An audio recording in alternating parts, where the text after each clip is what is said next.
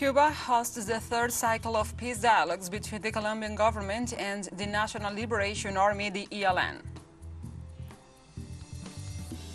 Palestinian prisoner Khader Adnan died in an Israeli prison after 86 days of hunger strike. His passing prompted outrage amongst fellow Palestinians. And over 100,000 refugees have crossed from Sudan to neighboring countries to escape the conflict that erupted last month in that nation.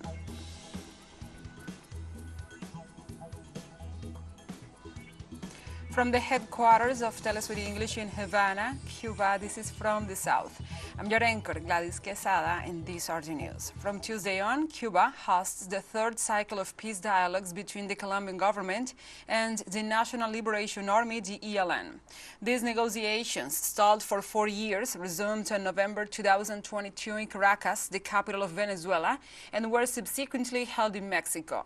According to the General Director for Latin America and the Caribbean of the Ministry of Foreign Affairs on the island, Eugenio Martinez, there are guarantees for the development of these talks in Havana.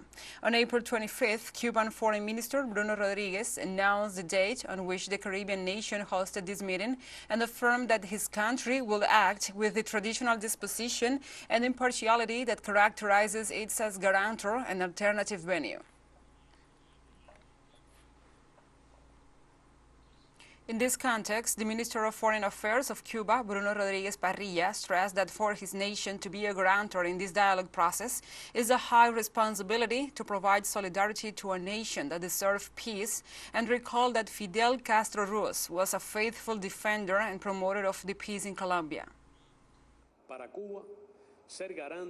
For Cuba to be guarantor and alternative venue is a high responsibility that we will fulfill according to our experience, and we will do everything within our reach. We will act in solidarity with the people of Colombia, who so much deserve peace and justice. We will adhere to our guidelines of discretion, impartiality, and absolute respect for the will of the parties and the commitments assumed. We remember today the words of our commander Fidel Castro Ruz, fervent defender and promoter of peace in Colombia. And I quote, as Latin Americans, what we have to do is try to collaborate with Colombia, with the country, help the country to reach a just peace, a peace that benefits everyone. In this context, the head of the ELN delegation stressed their full willingness to commitment and reach a ceasefire, that both parties maintain the will to achieve and respect the agreements in the third round of peace talks.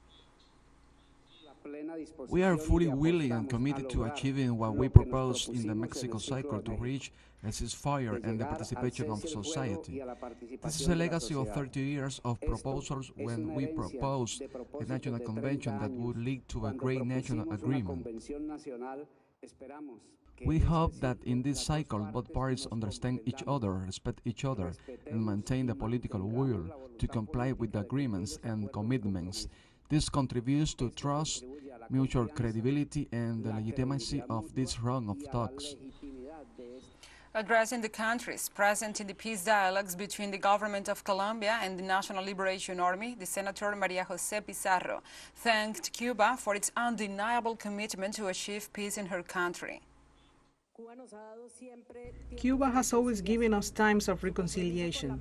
Its commitment to peace in Colombia has been undeniable.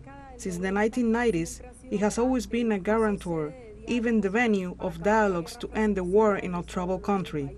Its role in the dialogues and peace agreements with the Revolutionary Armed Forces of Colombia People's Army is an example of commitment, seriousness, and generosity with the Colombian people. Also in those times, Cuba supported talks with the National Liberation Army. For honoring its role as host, Cuba was included in the list of countries sponsoring terrorism. The best reparation for this offense and injustice is that this third cycle achieves substantial and definitive progress on the agreed agenda. The Colombian Institute for Development and Peace Studies in the past reported on Monday the massacre number 34 so far in 2023. Through its Twitter account, the organization stated that 3 people were killed, including a woman, by unidentified armed men in the town of Zuluaga, within the rural area of Garzón, in the center of the Huila department. The incident also resulted in 4 people injured. In this sense, Colonel Gustavo Adolfo Camargo, commander of the Huila police, indicated that investigations are underway to determine the motives behind the triple homicide and apprehend those responsible. In Paraguay, former presidential candidates demanded on Monday a manual vote recount after contesting the results of Sunday's elections that gave the victory to the candidate of the ruling Colorado Party, Santiago Peña. Also on Monday, hundreds of demonstrators came out to protest against the alleged fraud outside the Superior Tribunal of Electoral Justice in the Paraguayan capital, Asunción, and other localities. Police repression with tear gas and rubber bullets, as well as cavalry charges, was reported in some points of the city. The mobilizations took place after a call made by the ultra-conservative former presidential candidate Payo Cubas, who denounced electoral fraud by the Colorado Party.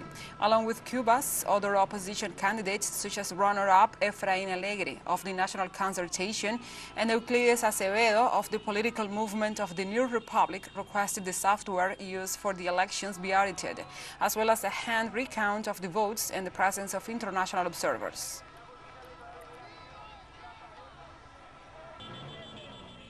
The president of Brazil, Luiz Inácio Lula da Silva, will dialogue on Tuesday with his Argentine counterpart, Alberto Fernandez, on bilateral trade issues and the implementation of cooperation agreements signed in recent months. Official sources explain the heads of state will ponder and sign collaboration agreements in areas such as defense, health, and science, which are part of the relaunching of the strategic alliance between the respective states. Lula will receive Fernandez at the Alvorada Palace, the official residence of the president. It is expected that the Workers' Party leader will also propose at the meeting a credit model for Brazilian companies that sell products to importers in the neighboring country. Both presidents have been studying how to enact export credit given the restrictions in the balance of payments in Argentina.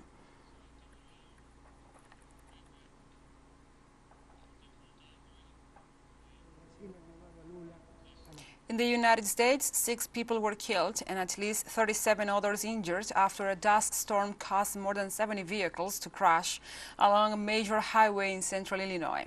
Police authorities reported the crashes along Interstate 55 happened between Montgomery and Sangamon counties, south of the state's capital, after a rare dust storm swept through the nearby farms and onto the highway, causing zero visibility conditions in the area. Authorities also said that the injured people were taken to nearby hospitals, as their wounds range from minor to life-threatening.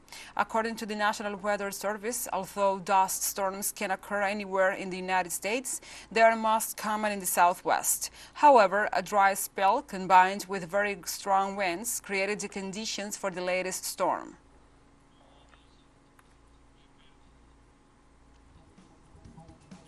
Let's take a short break, but first remember you can follow us on TikTok at TeleSUR English, in which you will be able to see news in different formats, news updates and more. Other stories coming up, stay with us.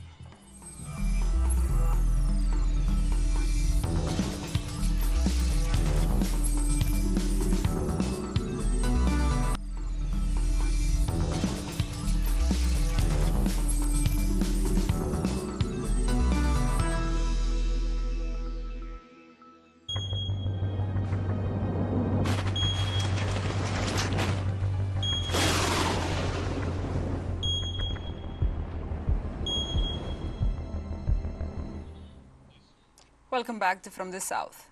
In the face of the harsh drought they suffer, Jaén parishioners in Spain held a procession to pray for rain and to save their famous olive fields.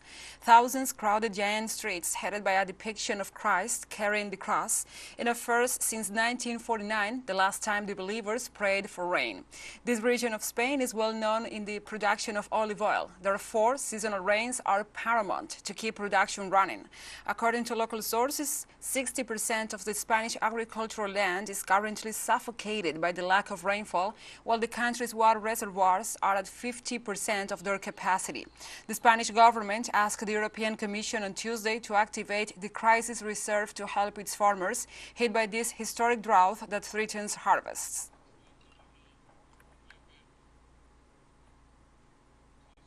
The Norwegian Prime Minister Jonas Gahr Støre said on Tuesday that his government will bring military spending to 2% of the GDP by 2026.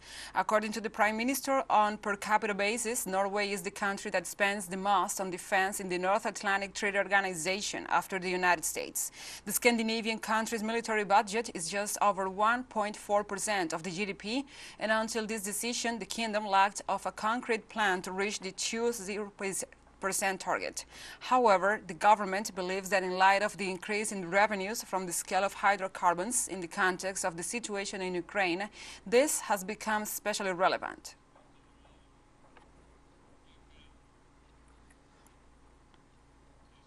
On Tuesday, a humanitarian ship rescued some 300 people on a boat in distress in the central Mediterranean.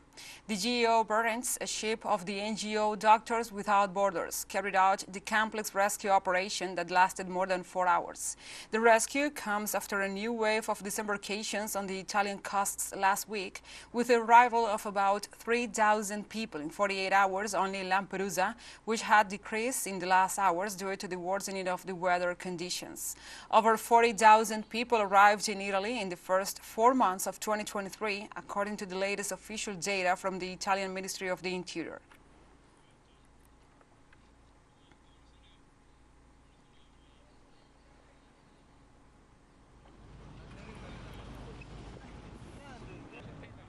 On Tuesday, the Palestinian prisoner Khader Adnan died in an Israeli prison after 86 days on hunger strike.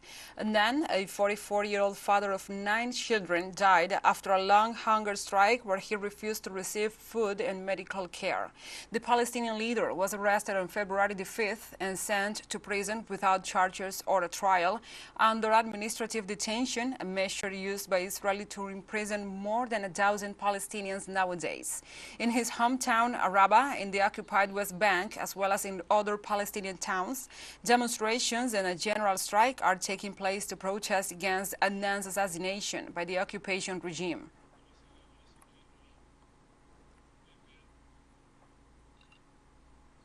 For its part, the NGO Doctors for Human Rights Israel denounced that the death of the Palestinian leader, Khader Adnan, is the responsibility of the occupation regime.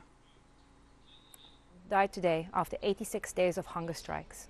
Hunger strikes are one of the few non-violent tools left to Palestinians as they battle against Israel's unfair legal system set within the context of long-term occupation and a regime of apartheid. We at Physicians for Human Rights Israel have long been warning about a possible eventuality of the death of a Palestinian on hunger strike. In this context, the Israeli army fired on the Gaza Strip on Tuesday after the death in Israeli custody of a Palestinian prisoner on hunger strike. The Israeli occupation forces claimed to have attacked Gaza with tank fire in response to what they allege were rockets fired from Gaza. The shooting comes hours after the death of 45-year-old prisoner Khader Adnan, nearly 3 months after his arrest in the occupied West Bank. Palestinian Prime Minister Mohammed Stayeh called this death deliberate murder, accusing Israel of killing him, while the Israeli National Security Minister, far-right Itamar Ben-Gvir, said prison officials decided to close the cells to avoid unrest.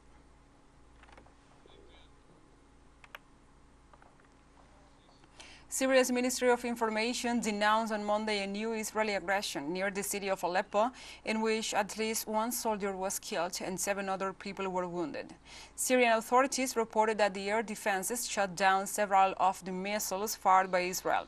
However, the attack left 1 soldier dead, while 5 other soldiers and 2 civilians were injured. In addition, there were reports of material losses in several areas hit by Israeli missiles. Local media also indicated that the attack caused the interruption of services at the Aleppo International Airport. A few days ago, Tel Aviv carried out another aggression against Syria with missiles launched from northern Lebanon against points located in the city of Homs. That attack left 3 civilians injured and a fire in a fuel station.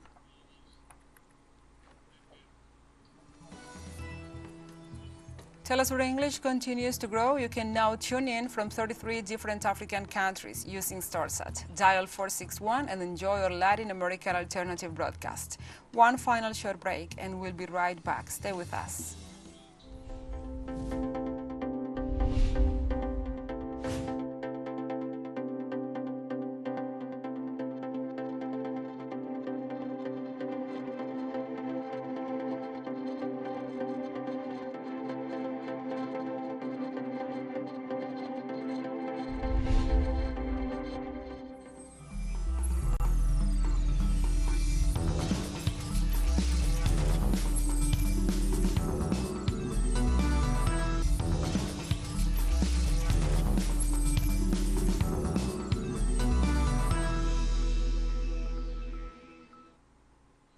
Welcome back to From the South.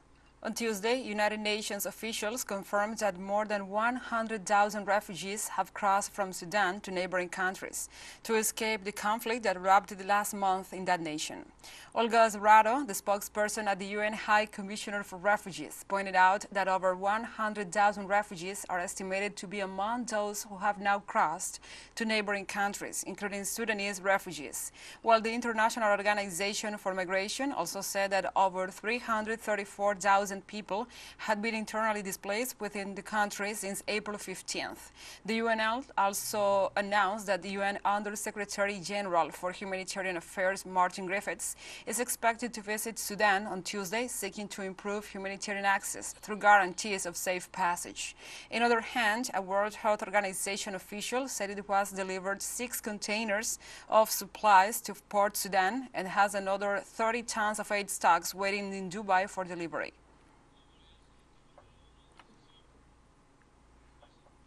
And the Russian Defense Ministry on Tuesday confirmed its armed forces evacuated more than 200 people from Sudan as fighting between the country's army and the rapid support forces entered the third week. The ministry said in a statement the evacuees included employees of the Russian diplomatic mission in the African nation, military personnel and their family members, along with other Russian nationals and citizens of countries of the former Soviet Union, as well as other friendly countries who asked for help.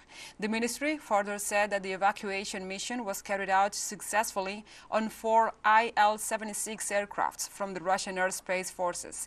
The fighting in Sudan has killed more than 500 people, displaced tens of thousands, and triggered an exodus of foreigners and international staff. Also in Sudan on Tuesday, authorities reported a serious deterioration of the health system as clashes persist between the National Army and the paramilitary group Rapid Support Forces. The Union of Doctors of Sudan in the city of Al Geneina, the capital of the state of West Darfur, said on Tuesday that in the midst of the total collapse of the health situation, they have been able to count 94 dead so far, while hundreds of people have been injured as a result of the fighting. They also said that health facilities were attacked and looted, as well as camps for displaced persons. Uganda's parliament on Tuesday passed one of the world's strictest anti-LGBTQI+ bills, mostly unchanged, including long jail terms and the death penalty. The parliament's decision came after the President Yoweri Museveni requested some parts of the original legislation to be toned down. Despite some changes, the new bill retains most of the harshest measures of the legislation adopted in March. The provisions retained included the death penalty for the so-called aggravated homosexuality and a 20-year sentence for promoting homosexuality, which activists said could criminalize any advocacy for the rights of lesbian, gay, bisexual, transgender, and queer citizens. The legislation headed back to President Museveni, who can sign, veto, or return it again to the parliament. On Tuesday, Uganda's State Minister for Labour, Employment and Industrial Relations, Charles Okello Ngola, was shot dead by his bodyguard at his home in Kanya in Kampala suburb. The Kampala Metropolitan Deputy Police spokesperson Luke Owoyesigire confirmed the incident and said the bodyguard also killed himself using the same gun that he shot the minister with. Uganda's Speaker of Parliament, Anita Among, also confirmed the minister's death while presiding over the plenary session on Tuesday. Ogola was a senior government official and had previously served as Deputy Minister for Defense. Minister of Gender and Labor, Betty Amonji, stated that the alleged gunman had only worked as the minister's bodyguard for a month.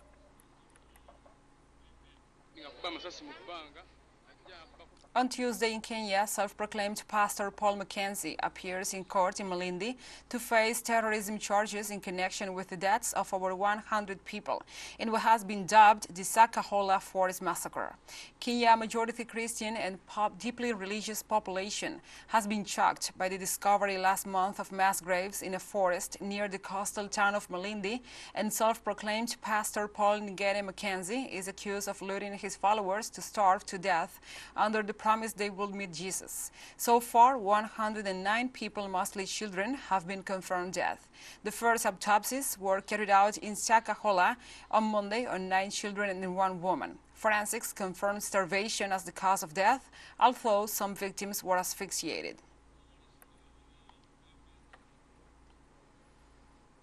State Prosecutor Vivian Kambonga emphasized that the investigations are not focused solely on murder and manslaughter charges. Kambonga assured that the court is considering terrorism charges. That investigations are still taking place.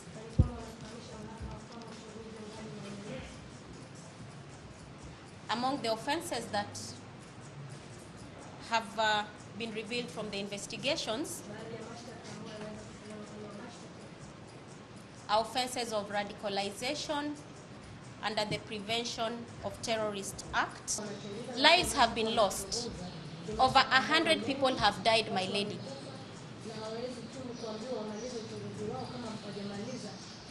Exhumations are going on. Postmortems are going on, my lady. It's unreasonable. My lady, it's unreasonable for council to insist that we should be ready to charge today. On Tuesday in Kenya, riot police took to the streets of Nairobi as the opposition vowed to defy a police ban and staged new demonstrations over the cost of living crisis and the cost of other items. Previous protests called by the veteran opposition leader Raila Odinga left at least 3 dead in clashes with police forces. Nairobi Regional Police Commander Adamson Bungei had announced on Sunday that permission to hold demonstrations had been denied due to violence on previous protests. Odinga had announced in April the cessation of demonstrations to allow for bipartisan talks. President William Ruto barely beat Raila Odinga in the 5th presidential election defeat and continues to insist that the poll was fraudulent and that victory was stolen. Ruto, who took over in September, has branded the opposition action as nonsense.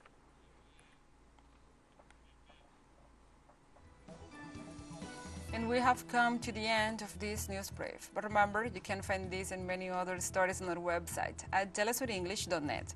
And also, if you feel so inclined, please join us on social media for all the latest news. We are on Facebook, Twitter, Instagram, Telegram, and TikTok.